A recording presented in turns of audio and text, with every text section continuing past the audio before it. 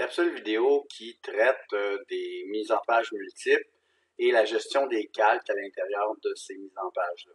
Donc, on va voir comment traiter nos différentes mises en page.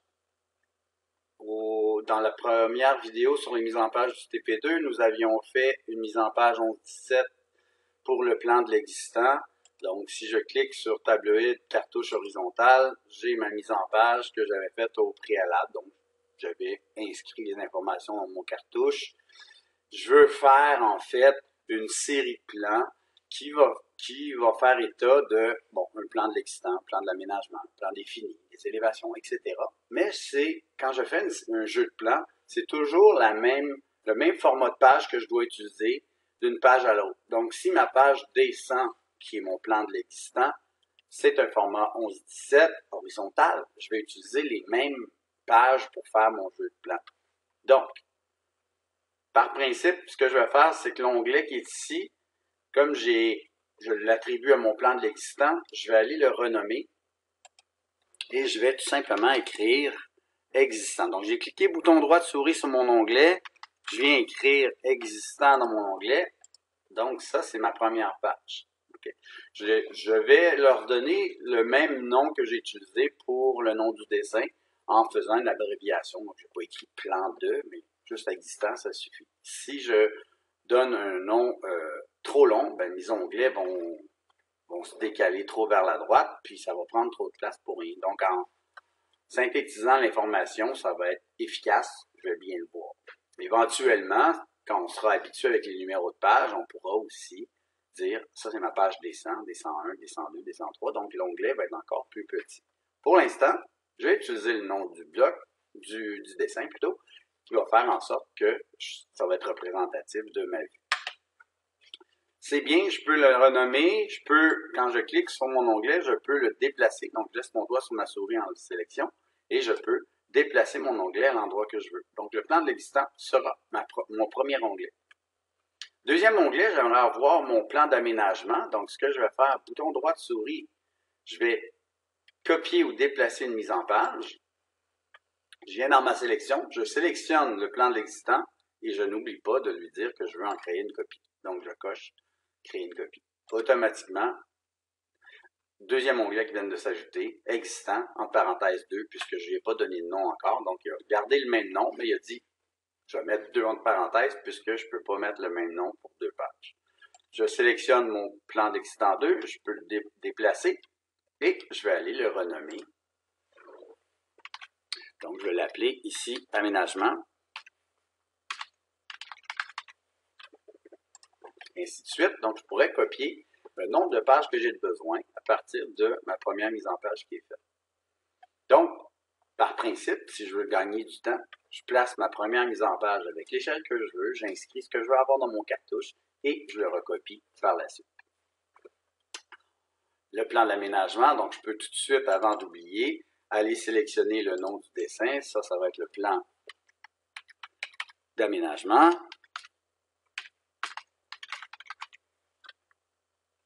Pour l'instant, c'est la même échelle. Ça, c'est correct. Le numéro de la page sera, dans ce cas-ci, P101. Donc, mes onglets correspondent exactement avec la vue. Ce qui va me rester à faire, c'est de gérer ce que je veux illustrer dans chacune de mes fenêtres. Pour bien gérer les calques, il faut, avant même de sortir de mon mode objet, m'assurer que tous les calques sont allumés, donc il n'y a pas de petits flocons ou de lumière éteinte vis-à-vis les calques. Ce qui va faire en sorte que tous les calques sont disponibles. La preuve, mes plans se superposent. C'est l'appellation calque vient du fait que vous utilisez des papiers calques pour dessiner par-dessus des plans et vous ajoutez des meubles, donc c'est le même principe qu'on utilise ici avec CAD. Dans l'existant, je vais entrer à l'intérieur de la fenêtre. Donc, je double-clique. Je passe automatiquement en mode objet, puisque je peux sélectionner des éléments sur mon plan. Et c'est à l'intérieur de cette fenêtre-là que je vais venir gérer mes calques. Si vous vous êtes pas rendu compte, mais en passant du mode objet à papier, il y a un onglet qui s'est ajouté et vous avez toujours votre flocon, votre ampoule et votre flocon pour geler ou éteindre les calques. Ces deux premiers-là, n'oubliez pas que ça les ferme partout, donc ils ne sont pas accessibles pour pouvoir faire une mise en page. Tandis que le troisième onglet m'indique geler ou libérer dans la fenêtre courante un calque que je sélectionne. Donc, ça veut dire que dans cette fenêtre-là, si je ne veux pas voir ce qui est nouveau, donc nouveau mobilier, nouveau annotation, quand on a fait nos annotations dans notre dessin, ben, je vais pouvoir aller sélectionner un calque, puis lui dire, OK, ça, je ne veux pas le voir dans la fenêtre. Donc, il disparaît automatiquement. Nouveau mobilier, annotation, je ne veux pas le voir non plus. Donc, dans mon plan de l'existant, évidemment, les bulles d'élévation que j'ai indiquées pour mes élévations futures ou pour mon plan défini, je ne veux pas les illustrer. Donc, je vais aller, si je ne me rappelle pas sur quel calque j'ai inséré ces symboles-là, je peux aller cliquer dessus et dans mon tableau, on va m'indiquer quel calque j'ai utilisé. Si ce n'est pas le bon, je peux aller le changer. Mais dans ce cas-ci, nouveau, fini symbole, ça me convient, je vais conserver ça, mais par contre, je ne veux pas le voir dans mon plan de l'existant. Donc, nouveau, fini, symbole, je veux fermer ça. Donc, je clique sur l'onglet et ça le ferme dans la fenêtre active. Si vous voulez voir si ça a bien fonctionné, vous pouvez toujours revenir à votre mode objet. Vous allez voir, tous les calques sont encore disponibles. Puis dans votre plan de l'existant, les éléments ont été éteints. Excellent. Je passe à mon plan de l'aménagement. Là, je vois qu'il y a plusieurs éléments que je ne veux pas illustrer dans ce plan-là. Donc, je vais pouvoir aller les fermer au besoin. Puis, j'en profiter. J'ai mentionné tantôt qu'on avait corrigé le cartouche. On a changé le nom du dessin. On va aller changer le nom du plan aussi. Donc, dans ma bulle, sous mon dessin. Donc, aménagement. Et on s'assure de bien remplir la bulle. Donc, ma bulle devient D101. Ça correspond à ma page et je peux même aller étirer ma petite ligne puisque mon titre est un petit peu plus long. Donc, l'information correspond. J'ai les mêmes appellations de plans, les mêmes numéros de page. Parfait, tout est beau. Il me reste à faire ma gestion de calque. J'entre à l'intérieur de ma fenêtre. Qu'est-ce que je ne veux pas voir? En fait, tout ce qui est cote, symbole de plancher qui font partie du plan de l'existant, je veux les enlever, puis mes bulles d'élévation aussi. Donc, je veux conserver, si on veut, nos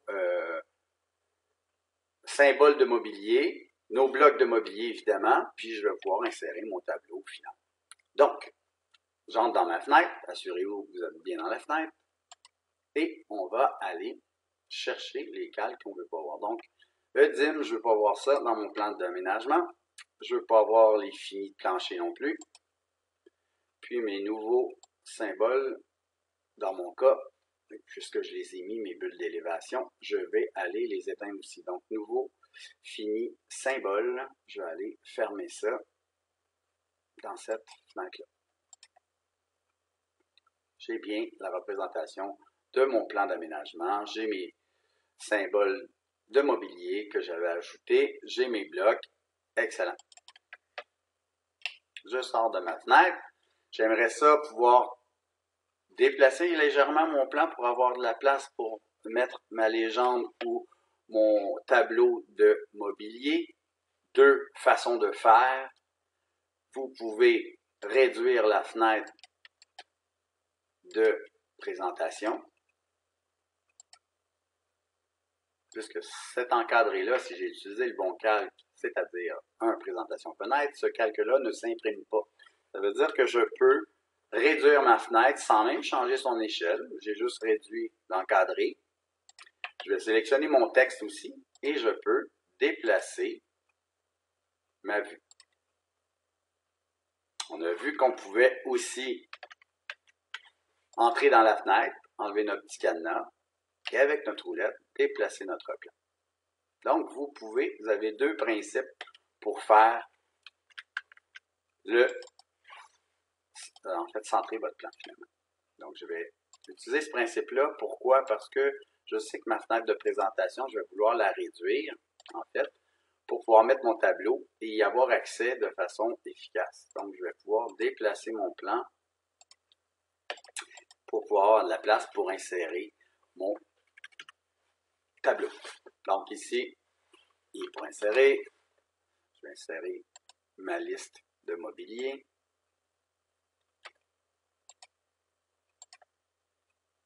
Je vais insérer ici à côté. Comme c'est un bloc, je le décompose et j'ai accès maintenant à l'information dans mon tableau. Donc si je sélectionne une ligne ou une colonne, puis je veux ajouter des lignes en dessous, ben, j'ai juste à cliquer sur insérer ligne et inscrire les informations dans mon tableau. Donc, je peux remplir mon tableau automatiquement.